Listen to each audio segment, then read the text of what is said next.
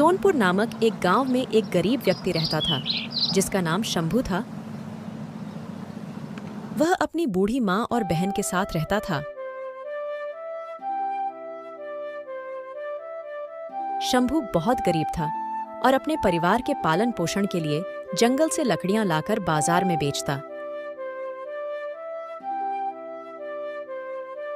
शंभू का इस काम में मन नहीं लगता था क्योंकि शंभू बहुत बड़ा व्यापारी बनना चाहता था, पर उसके पास पैसे नहीं थे। वो अक्सर बाजार जाता और व्यापारियों को देखता और उन जैसा बनने की कल्पना करता। एक दिन उसने दो व्यापारियों की बात सुनी। एक व्यापारी दूसरे व्यापारी से कह रहा था, व्यापार करने के लिए पैसे नहीं बल्कि लगन और चतुराई की जरूरत होती है। कोई चाहे तो वह जो कूड़े पर मरा चूहा पड़ा है उससे भी व्यापार शुरू कर सकता है।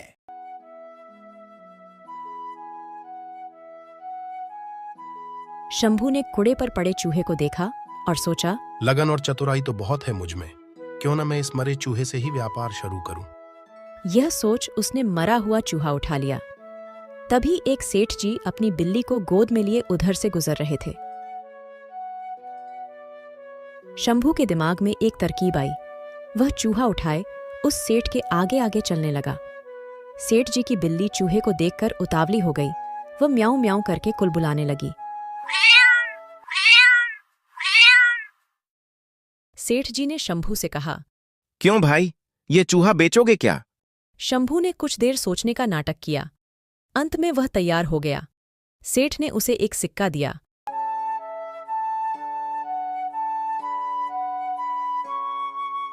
शंभू सिक्का लेकर आगे चला। इस एक सिक्के से क्या किया जाए? तभी उसे आगे एक प्याऊ नजर आई। लोग पानी पीकर प्याऊ वाले को धन्यवाद देते जा रहे थे। कुछ उसे पैसे भी दे रहे थे। यह देखकर शंभू ने सोचा कि क्यों ना यही काम किया जाए।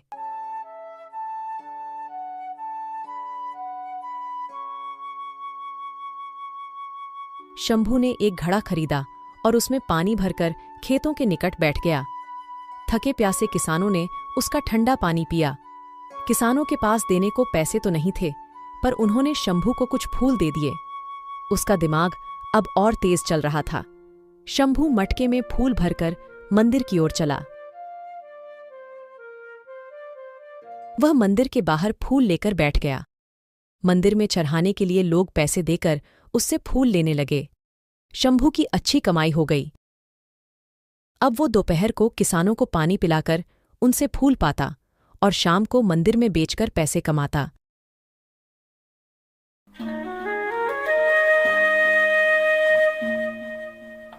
एक दिन उसने किसी से सुना कि एक बड़ा व्यापारी अगले महीने 500 घोड़े लेकर शहर आने वाला है।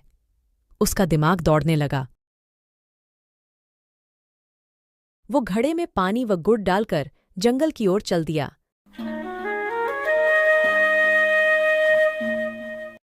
वहां घसियारों, घास काटने वाले को मुफ्त में शरबत पिलाता।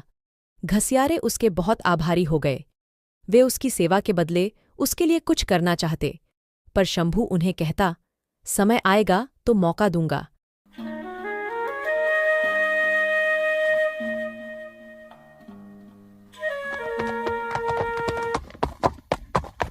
एक दिन वो समय भी आ गया जब घोड़े का व्यापारी अपने 500 घोड़े लेकर शहर आ गया।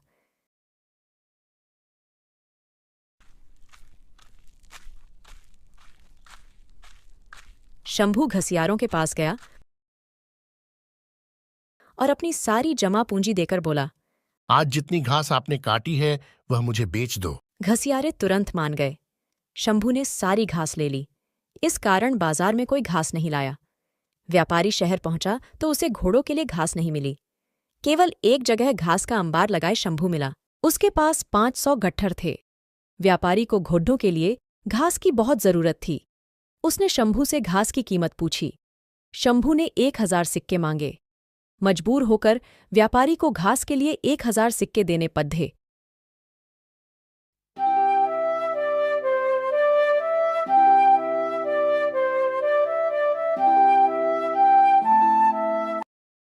कुछ ही दिनों बाद एक जहाज माल लेकर आया। नगर के व्यापारियों के दल के पहुंचने से पहले ही शंभू जहाज के व्यापारियों के पास पहुंच गया और उसने 1000 सिक्के अग्रिम देकर जहाज का सारा माल खरीद लिया। नगर के व्यापारियों को शंभू से माल खरीदना पड़ था। शंभू ने व्यापारियों से पैसे लेकर जहाज वालों को पूरी कीमत दे दी। शहर के व्यापारियों में शंभू मशहूर हो गया। सब उसकी चतुराई के कायल हो गए।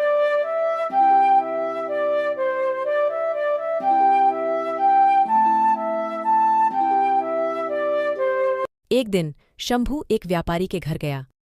यह वही व्यापारी था जिसकी बात सुनकर शंभू ने मरे चूहे से अपना कारोबार शुरू किया था।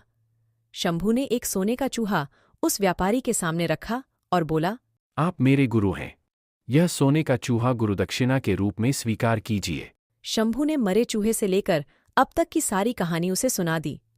व्यापारी चकित रह गया और बोला, शंभू, तुम्हारे जैसे योग्य युवक को मैं खोना नहीं चाहता। मेरी विवाह योग्य सुंदर व सुशील बेटी है। तुमसे योग्य वर मुझे उसके लिए नहीं मिल सकता। मुझे गुरु दक्षिणा के रूप में यही संबंध चाहिए। शंभू ने रिश्ता सहर्ष स्वीकार कर लिया। कहानी की शिक्षा: मेहनत, लगन और चतुराई से किसी भी कार्य में सफलता प्राप्त की जा सकती है। हमेशा प्रयास करते रहें, सफल होते रहें और आगे बढ़ते रहें। एक समय की बात है, एक छोटे से गांव में रवि नाम का एक दूध वाला रहता था। उसके पास एक गाय थी जो पूरे गांव में सबसे स्वादिष्ट और अधिक मात्रा में दूध देती थी। हर सुबह रवि गाय को खेतों में घास चरवाने जाता था।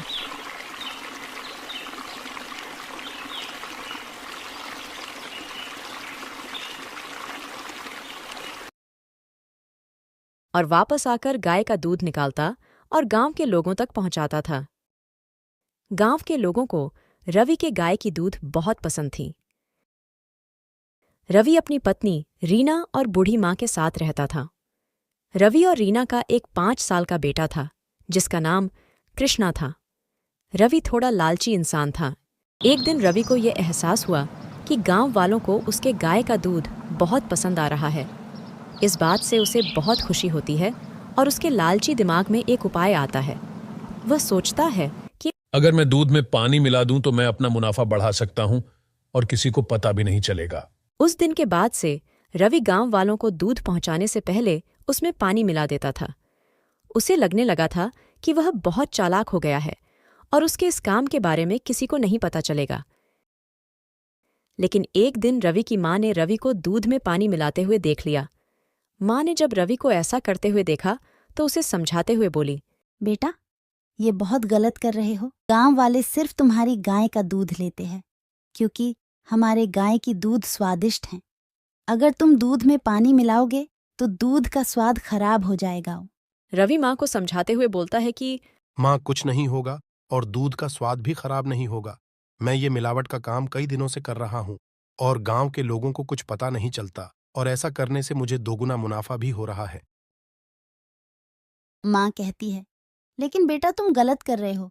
थोड़े से मुनाफा के लिए तुम गांव वालों का भरोसा मत खोना। मां, किसी को कुछ नहीं पता चलेगा।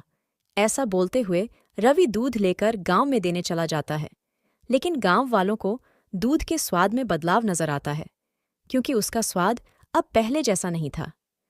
रवि के गांव पहुंचते ही गांव के लोग इकट्ठा हो जाते हैं और रवि से दूध के स्वाद में कमी का शिकायत करते हैं।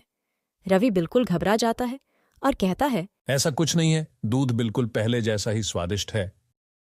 लेकिन जल्द ही रवि के दूध में पानी मिलाने की खबर पूरे गांव में फैल जाती है। लोग शिकायत करने लगते हैं और उसके दूध का बहिष्कार करते हैं।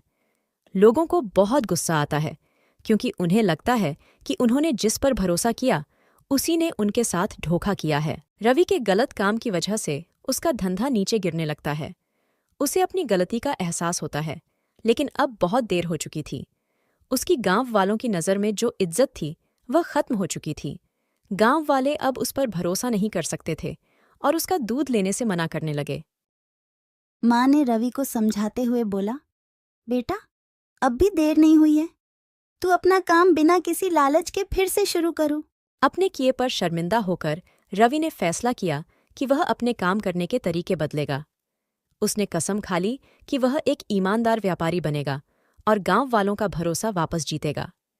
रवि ने फिर से गांव वालों को शुद्ध और बिना मिलावट के दूध देना शुरू कर दिया। धीरे धीरे गांव वालों को रवि के काम करने के तरीके में बदलाव नजर आया और उसकी तारीफ करने लगे। उन्होंने उसे माफ कर दिया और फिर से उससे दूध लेना शुरू कर दिया। रवि ने ईमानदारी के महत्व और लालच के परिणामों के बारे में एक जरूरी सबक सीख ली। उस दिन के बाद से रवि एक ईमानदार दूध वाले के नाम से जाना जाने लगा। उसे उसकी खोई हुई इज्जत और गांव वालों का भरोसा वापस मिल गया। उसका धंधा फिर से चलने लगा। उसे समझ आ गया कि असली सफलता ईमानदार होने और ईमानदारी से दूसरों की सेवा करने से है। लालच से अस्थायी लाभ हो सकता है, लेकिन यह अंततः भरोसे को खत्म कर देता है। हालांकि ईमानदारी और निष्ठा लंबे समय तक चलने वाली सफलता और सम्मान की कुंजी है।